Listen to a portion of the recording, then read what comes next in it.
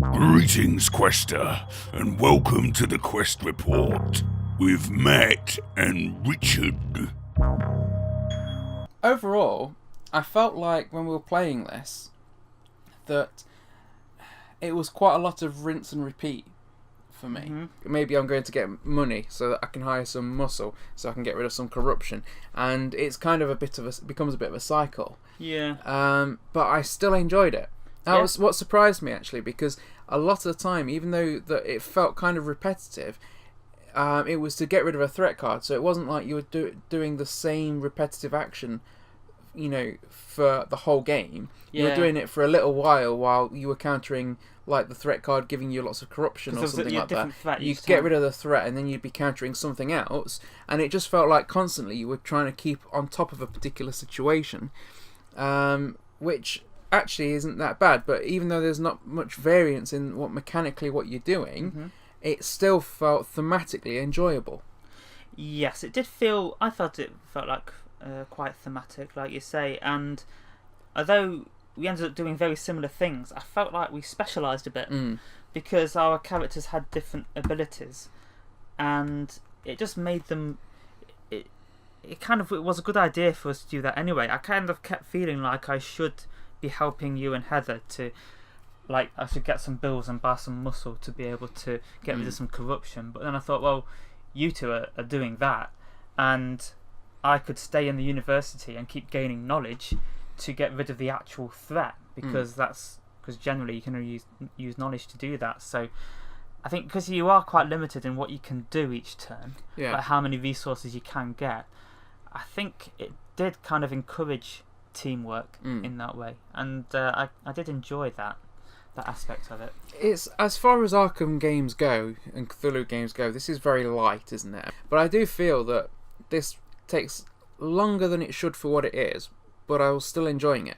I wasn't getting to that point and thinking, oh, can we just finish this and move on to something else? I was still actually actively enjoying playing and still trying to win, but it does feel like it could have been, I don't know, somehow shortened, maybe a few less threats to make it a shorter game. Yeah, maybe. And I suppose you could house rule that. You could just remove, say, okay, well, we've got the deck made, we'll remove one random threat or even two random threats, and then you'd move through the game a lot faster, because you're constantly resetting, aren't you? Because you're spending the resources that you've accrued to get rid of one threat, and then you've got to build up your resources to deal with the next threat. So you're constantly resetting where you are. So I think it wouldn't have made that much difference to have a few less threats, and it would shorten the game, maybe make it more enjoyable in doing so.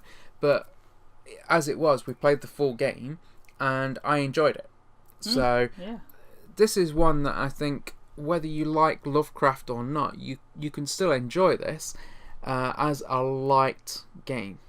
Yeah, and yet the rules can take a little bit of a while to explain. So I think if somebody wanted just a light game, there are ones that are easier to get into. And I would think it's a light game definitely for people that like Lovecraft. I think the rules are fairly straightforward in the sense of what you can do on your turn.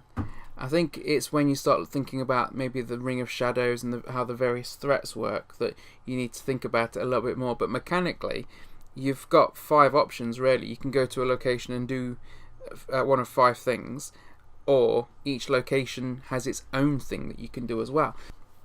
I felt it was very easy to know what I could do on my turn. As a filler game, this is quite a handy travel size, and I could play this solo probably and quite enjoy it. There are much better Lovecraft games out there, though, but a lot of those will take you a lot longer to play.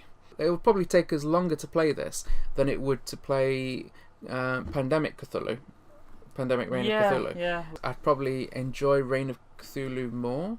As a small game, I was very surprised about how much depth it had, really. Because like the theme is very strong, and there is a lot for you to actually do and kind of like decide on while you're playing it using the teamwork. So yeah, I was pleasantly surprised by this game. We're recommending this one, I think. Shadow of the Elder Gods by Laboratory Games. Play it, or Cthulhu will eat your bike. Oh no. Farewell, Quester. To find out about other productions by the Meddlesome Meeples, then check out our channel or rendezvous with us at meddlesomemeeples.com. Until next time, Quester, farewell and keep thine axe sharp.